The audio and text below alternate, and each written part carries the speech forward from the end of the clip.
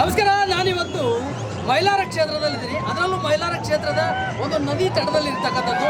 ಪ್ರತಿ ವರ್ಷ ಮೈಲಾರದಲ್ಲಿ ಒಂದು ಜಾತ್ರೆ ನಡೆಯುತ್ತೆ. ಈ ಮೈಲಾರ ಜಾತ್ರೆಗೆ ರಾಜ್ಯದ ನಾನಾ ಜಿಲ್ಲೆಗಳಿಂದ, ರಾಜ್ಯದ ಮೂಲೆ ಮೂಲೆಯಿಂದ ಇಲ್ಲಿ ಭಕ್ತರು ಆಗಮಿಸ್ತಾರೆ. ಆ ನಿಟ್ಟಿನಲ್ಲಿ ನಾನು ನಿಮಗೆ ತೋರಿಸ್ತಾ ಹೋಗ್ತಾ ಇದ್ದೀನಿ. ನಾಳೆ ಕಾಣಿಕೋತ್ಸವ ಇದೆ. ಪ್ರತಿ ಶುಕ್ರವಾರಕ್ಕೆ ಏನೋ ಕಾಣಿಕೋತ್ಸವ ಇದೆಯೋ, ಈ ಕಾಣಿಕೋತ್ಸವನ ಕೇಳೋದಕ್ಕೆ ಬೇರೆ ಬೇರೆ ಜಿಲ್ಲೆಯಿಂದ ಆಗಿರ್ಬೋದು, ಬೇರೆ ಬೇರೆ ರಾಜ್ಯದಿಂದ ಆಗಿರ್ಬೋದು, ಆ ನಿಟ್ಟಿನಲ್ಲಿ ಎಲ್ಲ ಭಕ್ತರು ಕೂಡ ಈ ಒಂದು ಮೈಲಾರ ಕ್ಷೇತ್ರಕ್ಕೆ ಬರ್ತಕ್ಕಂಥದ್ದು ಒಂದು ವಾಡಿಕೆ. ಇಲ್ಲಿ ನುಡಿತಕ್ಕಂತಹ ಗೊರವೈ ನುಡಿತಕ್ಕಂತಹ ಒಂದು ಶುಭ ನುಡಿ ಏನಿದೆಯೋ ಅದು, ಅದರ ವಿಶ್ಲೇಷಣೆ ಕೂಡ ರಾಜ್ಯದ ಪ್ರತಿ ವರ್ಷದ ಬೆಳವಣಿಗೆಗಳ ಬಗ್ಗೆ ಅಥವಾ ಚಲನವಲನದ ಬಗ್ಗೆ ಒಂದು ಮಾಹಿತಿಯನ್ನು ಕೊಟ್ಟಿರ್ತಕ್ಕಂಥದ್ದು. ಇಲ್ಲಿ ಕಾಣಿಕವನ್ನು ಕೇಳೋದಕ್ಕೆ ಎಲ್ಲ ಭಕ್ತರು ಆಗಮಿಸ್ತಾರೆ, ಲಕ್ಷಾಂತರ ಭಕ್ತರು ಆಗಮಿಸ್ತಾರೆ. ನಾನೀಗ ನಿಮಗೆ ತೋರಿಸ್ತಾ ಹೋಗ್ತಾ ಇದ್ದೀನಿ. ಇಲ್ಲಿ ನದಿ ತಡದಲ್ಲಿ ನೋಡ್ತಾ ಹೋಗ್ಬೋದು ನೀವು, ಸಾಕಷ್ಟು ಸಂಖ್ಯೆಯಲ್ಲಿ ರೈತರು ಪ್ರಮುಖವಾಗಿ ಎಲ್ಲರೂ ಕೂಡ ಆಗಮಿಸಿರ್ತಕ್ಕಂಥದ್ದು. ಆ ನಿಟ್ಟಿನಲ್ಲಿ ಎಲ್ಲರೂ ಕೂಡ ಒಂದು ಅವರ ಟ್ರ್ಯಾಕ್ಟರ್ಗಳ ಮೂಲಕ ಅವರ ವಾಹನಗಳನ್ನು ತೆಗೆದುಕೊಂಡು ಬಂದು ಸಂಪೂರ್ಣವಾಗಿ ಅವರ ಕುಟುಂಬ ಸಮೇತ ಬೇರೆ ಬೇರೆ ಜಿಲ್ಲೆಯಿಂದ ಬಂದು ಇಲ್ಲಿ ಒಂದು ಯಾವ ರೀತಿ ಸ್ನಾನವನ್ನು ಮಾಡಿ ಸೆಲೆಬ್ರೇಷನ್ ಮಾಡೋದನ್ನು ಮಾಡ್ತಾರೆ. ಅಂದರೆ ಇಲ್ಲಿ ನಾವು ನೋಡ್ಬೋದು, ಏನು ಪ್ರಯಾಗ್ರಾಜ್ ಕುಂಭಮೇಳ ಅಲ್ಲಿ ಅಷ್ಟೊಂದು ಲಕ್ಷಾಂತರ ಕೋಟ್ಯಾಂತರ ಭಕ್ತರಿದ್ರು. ಆ ನಿಟ್ಟಿನಲ್ಲಿ ಉತ್ತರ ಕರ್ನಾಟಕದಲ್ಲಿ, ಅದರಲ್ಲೂ ಮೈಲಾರ ಕ್ಷೇತ್ರದಲ್ಲಿ ಒಂದು ದೊಡ್ಡ ರೀತಿಯ ಏನು ಪ್ರಯಾಗ್ರಾಜನ್ನು ನೋಡೋ ನಿಟ್ಟಿನಲ್ಲಿ ಇಲ್ಲಿ ಒಂದು ದೃಶ್ಯಾವಳಿಗಳು ಕಾಣ್ತಕ್ಕಂಥದ್ದು.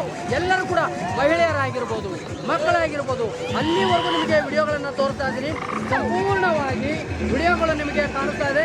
ಎಲ್ಲರೂ ಯಾವ ರೀತಿ ಒಂದು ಈ ಜಾತ್ರೆಯನ್ನು ಸೆಲೆಬ್ರೇಟ್ ಮಾಡ್ತಾರೆ, ಜಾತ್ರೆಯಲ್ಲಿ ಖುಷಿಯಿಂದ ಪಡ್ತಾರೆ. ಯಾಕಂದರೆ ವರ್ಷದಿಂದ ಕಾದು ಕುಳಿತಿರ್ತಾರೆ. ಪ್ರತಿ ವರ್ಷವೂ ಕೂಡ ಮೈಲಾರಲಿಂಗೇಶ್ವರನ ಒಂದು ಸನ್ನಿಧಿಗೆ ಬಂದು, ಮೈಲಾರಲಿಂಗೇಶ್ವರನ ಕ್ಷೇತ್ರಕ್ಕೆ ಬಂದು ಒಂದು ತಮ್ಮ ಭಕ್ತಿಯನ್ನು ಅರ್ಪಿಸ್ತಕ್ಕಂಥದ್ದು. ಇಲ್ಲಿ ಬೇರೆ ಬೇರೆ ಜಿಲ್ಲೆಗಳಂತಾಗಿರ್ಬೋದು ಎಲ್ಲ ತಮ್ಮ ತಮ್ಮ ವಾಹನಗಳನ್ನ ತೆಗೆದುಕೊಂಡು ಬಂದಿರ್ತಾರೆ.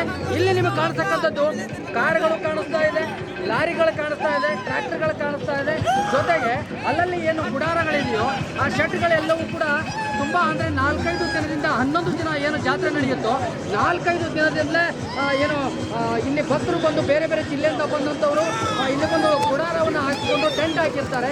ಅವರಿಗೆ ಅನುಕೂಲ ಆಗಲಿ, ಅಂದರೆ ಬೇರೆ ಬೇರೆ ಜಿಲ್ಲೆಯಿಂದ ಬಂದಿರ್ತಕ್ಕಂಥವ್ರಿಗೆ ಜಾಗದ ಸಮಸ್ಯೆ ಆಗಬಾರ್ದು ಅನ್ನೋ ಒಂದು ನಿಟ್ಟಿನಲ್ಲಿ ಇಲ್ಲೋರ್ಬೋದು ಎಷ್ಟೊಂದು ಸೆಲೆಬ್ರೇಷನ್ ಮಾಡ್ತಾ ಇದ್ದಾರೆ. ಈ ನಿಟ್ಟಿನಲ್ಲಿ ಸಾಕಷ್ಟು ಖುಷಿ ಪಡ್ತಕ್ಕಂಥದ್ದು ಜನರನ್ನು ನೋಡ್ತಾ ಇದ್ದೀವಿ. ಅವರ ಕುಟುಂಬದವರಾಗಿರ್ಬೋದು, ಎಲ್ಲರೂ ಕೂಡ ಮಹಿಳೆಯರು, ಚಿಕ್ಕ ಮಕ್ಕಳು, ಎಲ್ಲ ಕುಟುಂಬದವರು ಸೇರಿಕೊಂಡು ಒಂದು ನಿಟ್ಟಿನಲ್ಲಿ ಒಂದು ಎಂಜಾಯ್ ಮಾಡ್ತಕ್ಕಂಥದ್ದು. ಜೊತೆಗೆ ಇಲ್ಲಿ ಸ್ನಾನ ಮಾಡಿದರೆ ತುಂಬ ಒಂದು ಪುಣ್ಯ ಸ್ನಾನ ಅಂತ ಹೇಳ್ಬೋದು.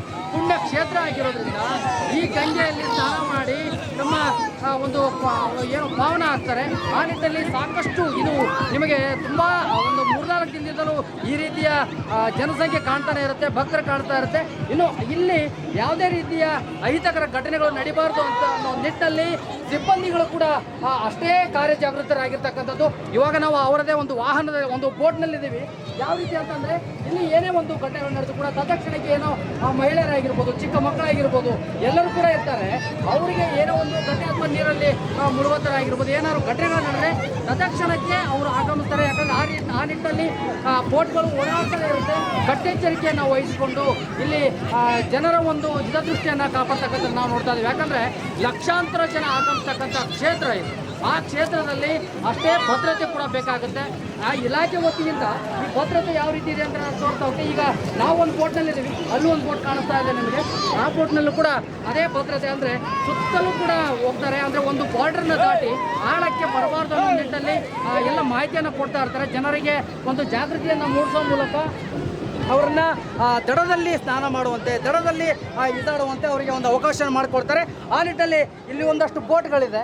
ಆ ಬೋಟ್ನಲ್ಲೂ ಕೂಡ ಜನ ಈ ದಡದಿಂದ ಆ ದಡಕ್ಕೆ ಆಗಿರ್ಬೋದು ಯಾವೆಲ್ಲ ರೀತಿ ಅಂದರೆ ಸ್ನಾನ ಮಾಡೋದ್ರ ಜೊತೆಗೆ ಅಷ್ಟೊಂದು ಲಕ್ಷಾಂತರ ಜನ ಈ ಒಂದು ಪವಿತ್ರವಾದಂತಹ ಗಂಗೆ ಸ್ನಾನ ಮಾಡುವ ಮೂಲಕ ತಮ್ಮ ಪುಣ್ಯವನ್ನು ಪಡ್ಕೋತಾರೆ ಅಂತ ಹೇಳ್ಬೋದು.